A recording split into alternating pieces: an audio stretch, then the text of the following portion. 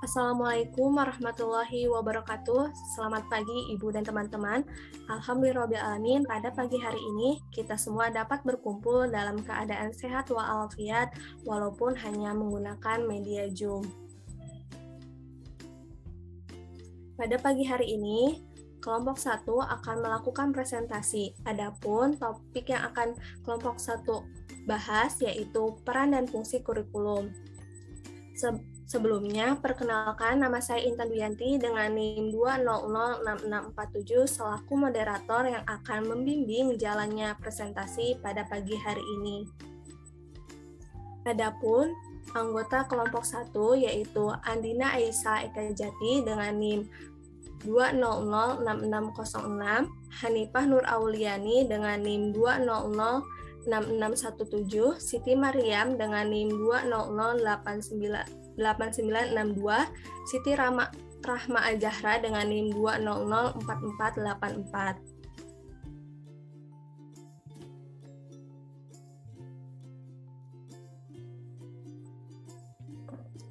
Adapun materi yang akan dibahas oleh kelompok 1, yang pertama pengertian kurikulum, yang kedua peran kurikulum, yang ketiga fungsi kurikulum, yang keempat peran dan fungsi kurikulum untuk mengembangkan mutu pendidikan.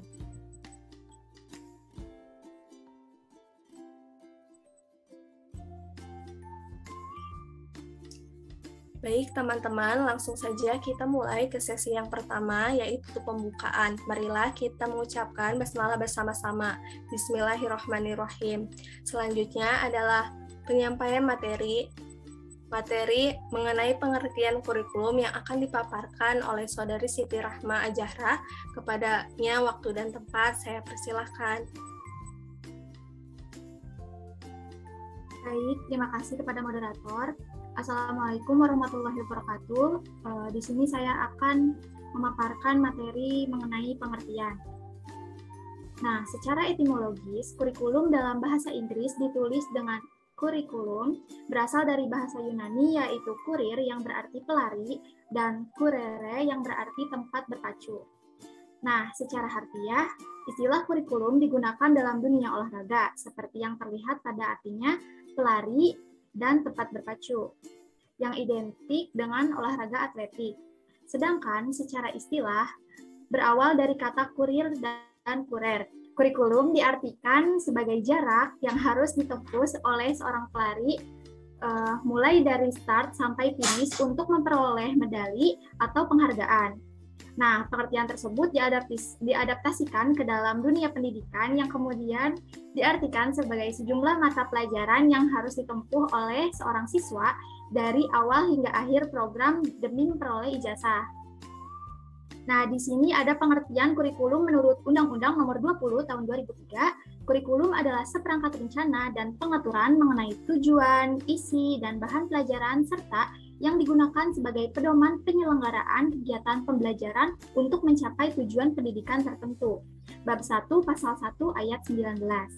Selanjutnya ada pengertian menurut ahli, yaitu menurut Rusman, kurikulum adalah seperangkat rencana dan pengaturan mengenai tujuan, isi, dan bahan pelajaran serta bahan yang digunakan sebagai pedoman penyelenggaraan kegiatan pembelajaran untuk mencapai tujuan pendidikan tertentu.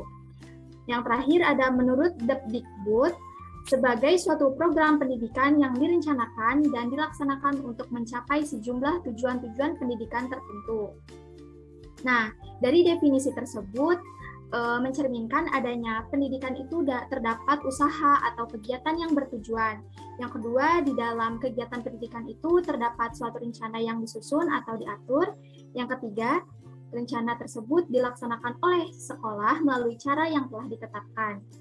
Nah, oleh karena itu dapat disimpulkan bahwa kurikulum merupakan rencana aktivitas belajar siswa baik di dalam atau di luar kelas, di mana aktivitas itu di bawah tanggung jawab guru atau sekolah. Kurikulum juga sebagai seperangkat pengaturan mengenai tujuan, isi, cara mempelajari, serta bagaimana cara penilaiannya. Sekian pemaparan materi dari saya kembalikan kepada moderator. Baik, terima kasih Saudari Siti Rahma atas pemaparan materinya. Selanjutnya materi Peran kurikulum akan dipaparkan oleh Saudari Andina. Kepadanya waktu dan tempat saya persilahkan. Baik, terima kasih moderator. Di sini saya akan memaparkan materi mengenai peran kurikulum. Secara umum, kurikulum ini dipersiapkan dan dikembangkan untuk mencapai tujuan pendidikan, yaitu mempersiapkan siswa atau peserta didik agar mereka dapat hidup di masyarakat kelak. Nah, makna dapat hidup di masyarakat itu memiliki arti yang luas. Maksudnya bukan hanya saja yang berhubungan dengan kemampuan peserta didik untuk menginternalisasi nilai atau hidup sesuai dengan norma-norma masyarakat. Akan tetapi juga pendidikan itu harus berisi tentang pemberian pengalaman agar anak mampu mengembangkan kemampuannya sesuai dengan minat dan bakatnya yang mereka miliki.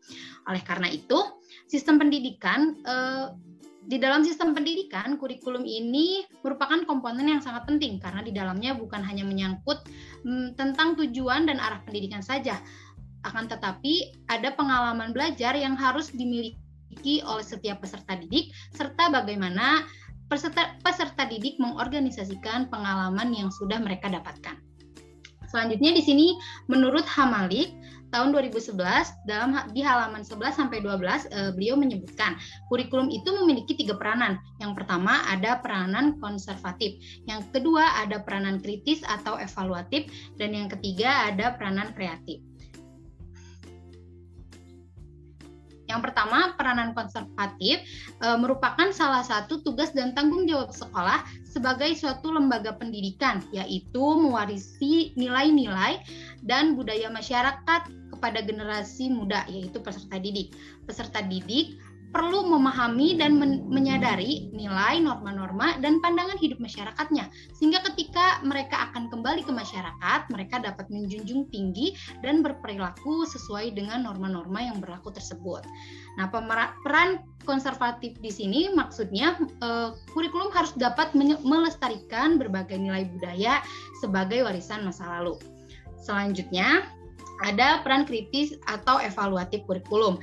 Maksudnya dalam hal ini kurikulum berperan untuk menyeleksi nilai budaya mana yang perlu dipertahankan atau nilai budaya baru mana yang perlu dipelajari dan perlu dimiliki oleh peserta didik.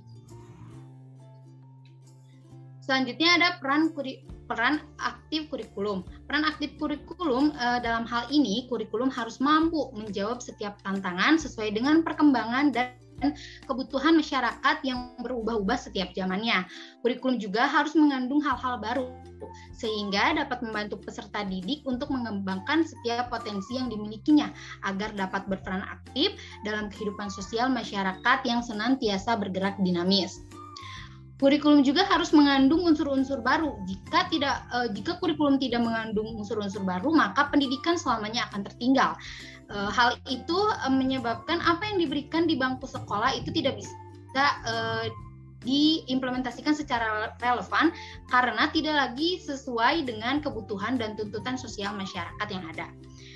Dalam proses pengembangannya, ketiga peran kurikulum ini harus berjalan berjalan secara seimbang agar kurikulum itu bukan hanya dapat mengikuti kemajuan zaman, namun juga dapat mempertahankan nilai budaya masyarakat yang ada. Itu saja yang dapat saya sampaikan. Terima kasih. Wassalamualaikum warahmatullahi wabarakatuh. Saya kembalikan kepada moderator. Baik, terima kasih Saudari Andina atas pemaparan materinya. Selanjutnya, materi peran kurikulum akan dipaparkan oleh Saudari Siti Mariam. Kepadanya waktu dan tempat saya persilahkan. Baik, terima kasih moderator. Saya Siti Mariam. Saya di sini akan menjelaskan mengenai fungsi kurikulum. Nah, secara umum fungsi kurikulum itu ada 4. Yang pertama fungsi kurikulum untuk guru, yang kedua fungsi kurikulum untuk kepala sekolah, yang ketiga fungsi kurikulum untuk para pengawas, dan yang terakhir fungsi kurikulum untuk peserta didik. Nah, adapun pengertian fungsi kurikulum untuk guru yaitu sebagai pedoman dalam pelaksanaan proses pembelajaran. Karena proses pembelajaran itu harus bertujuan berdasarkan kurikulum yang sudah disusun. Nah, adapun kegiatannya itu sehingga akan segala sesuatu itu sudah terarah dan sesuai dengan kurikulum yang dipakai, dan bagaimana cara dan strategi yang harus dilakukan dan dilaksanakan untuk mencapai tujuan itu merupakan komponen penting yang ada di dalam sistem kurikulum tersebut. Dan adapun yang kedua, fungsi kurikulum untuk kepala sekolah. Nah, kurikulum berfungsi untuk menyusun suatu perencanaan dan program sekolah. Nah, di sini itu kepala sekolah nanti berperan sebagai penyusunan dan perencanaan seperti perencanaan kalender sekolah, pengajuan sarana dan prasarana sekolah kepada dewan sekolah ya. Terus kemudian penyusunan berbagai kegiatan sekolah, baik yang menyangkut kegiatan ekstrakurikuler dan kegiatan-kegiatan lainnya. Dan ini pun harus berdasarkan dengan kurikulum. Dan yang ketiga, fungsi kurikulum untuk para pengawas. Nah, kurikulum untuk para pengawas ini yaitu berfungsi sebagai panduan dalam melaksanakan supervisi. Nah, supervisi ini bertujuan untuk kepengawasan. Nah, nanti para pengawas tersebut melakukan pengawasan apakah program sekolah termasuk pelaksanaan proses pembelajarannya sudah sesuai dengan kurikulum atau belum. Dan di sini juga pengawas dapat memberikan saran perbaikan untuk lebih baik lagi di kemudian hari, apakah kurikulum tersebut sudah sesuai atau belum. Dan yang terakhir, fungsi kurikulum untuk peserta didik. Nah, di sini itu fungsi kurikulum itu sebagai pedoman belajar. Mengapa dikatakan untuk pedoman untuk belajar? Karena kurikulum itu berisi panduan yang dapat melaksanakan proses pembelajaran yang akan dicapai. Nah, terus berisi juga bahan pelajaran apa yang harus dikuasai dan pengalaman belajar apa saja yang harus dilakukan untuk mencapai tujuan tersebut. Nah, dan adapun menurut Alexander di sini dikutip dalam Hamalik tahun 2011 halaman 13 sampai 14 mengemukakan ada 6 fungsi kurikulum sebagai pedoman belajar siswa, yaitu sebagai fungsi penyesuaian, yang kedua fungsi integrasi, yang ketiga fungsi diferensiasi, yang keempat fungsi persiapan, yang kelima fungsi pemilihan, dan yang keenam fungsi diagnostik. Nah, begitu fungsi menurut Alexander. Nah, mungkin fungsi kurikulum ini harus dilaksanakan dengan sesuai apa yang sudah diarahkan oleh kepala sekolah ini dan sudah disusun oleh kepala sekolah tersebut. Nah, mungkin penjelasan saya sekian, saya kembalikan kepada moderator.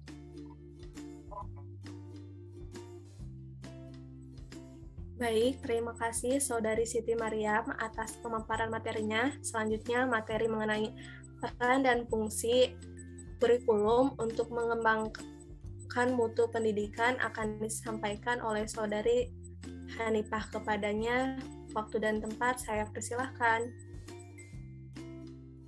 Baik, terima kasih kepada moderator. Di sini saya akan menjelaskan mengenai peran dan fungsi kurikulum untuk mengembangkan mutu pendidikan. Peran dan fungsi kurikulum untuk mengembangkan mutu pendidikan dapat dilakukan melalui manajemen kurikulum yang baik. Karena dengan manajemen kurikulum, guru akan mampu mengelola dan membuat perencanaan yang matang. Sehingga dengan perencanaan pembelajaran yang matang akan menghasilkan kualitas lulusan terbaik. Kemudian menurut G.R. Terry yang dikutip dalam buku Rusman terdapat 4 fungsi manajemen kurikulum, yaitu yang pertama ada planning atau perencanaan, yang kedua ada organizing atau pengorganisasian, yang ketiga ada actuating atau pelaksanaan, dan yang keempat ada controlling atau pengawasan. Kemudian pendapat Sista pada tahun 2017 dalam bukunya di halaman 36 yang mengatakan bahwasannya dalam perspektif makro banyak faktor yang mempengaruhi mutu pendidikan. Di antaranya ada faktor kurikulum, kebijakan pendidikan, fasilitas pendidikan, mutu pendidikan, aplikasi teknologi informasi dan komunikasi dalam dunia pendidikan, khususnya dalam kegiatan proses belajar mengajar, aplikasi metode, strategi, dan pendekatan pendidikan yang mutakhir dan modern, metode evaluasi pendidikan yang tepat, biaya pendidikan yang memadai, manajemen pendidikan yang dilaksanakan secara profesional, sumber daya manusia dan para pelaku pendidikan yang terlatih, berpengetahuan, berpengalaman, dan profesional. Kemudian untuk meningkatkan mutu pendidikan ini bersifat secara global. Karena itu peningkatan mutu mau tidak mau harus menyesuaikan perkembangan zaman yang semakin modern. Karena jika tidak seperti ini, maka masyarakat dan bangsa ini akan tertinggal jauh dalam bidang apapun dengan bangsa lain. Kemudian adapun indikator dalam meningkatkan mutu pendidikan diantaranya yaitu peran dan fungsi kurikulum menurut Sista pada tahun 2017 di bukunya halaman 37. Yang pertama ada kurikulum dikembangkan sesuai dengan kondisi dan kebutuhan masyarakat. Yang kedua, pengembangan kurikulum mengikuti kemajuan ilmu pengetahuan, teknologi, dan seni. Dan yang ketiga, program pembelajaran secara sistematis dan komprehensif. Yang keempat, program pembelajaran mendukung aspek spiritual, intelektual, sosial, emosional, dan kinestetik. Dan yang kelima, ada KBM dilakukan untuk mengembangkan potensi peserta didik. Baik, cukup sekian materi yang saya sampaikan. Saya kembalikan kepada moderator. Baik, terima kasih Saudari Hanifah atas pemaparan materinya. Yang terakhir yaitu kesimpulan. Peran dan fungsi kurikulum pada dasarnya sangat penting dalam dunia pendidikan, karena kurikulum merupakan seperangkat rancangan rencana yang disusun dan memiliki acuan untuk peserta didik dalam lingkungan sekolah maupun di luar dengan muatan isi dan materi. Pelajaran yang dijadikan jangka waktu yang harus ditempuh oleh siswa untuk memperoleh ijazah. Sedangkan peran dan fungsi kurikulum untuk mengembangkan mutu pendidikan dapat dilakukan melalui manajemen kurikulum yang baik. Karena dengan manajemen kurikulum, guru akan mampu mengelola dan membuat perencanaan yang matang. Sehingga dengan perencanaan pembelajaran yang matang akan menghasilkan kualitas lulusan terbaik dalam dunia pendidikan.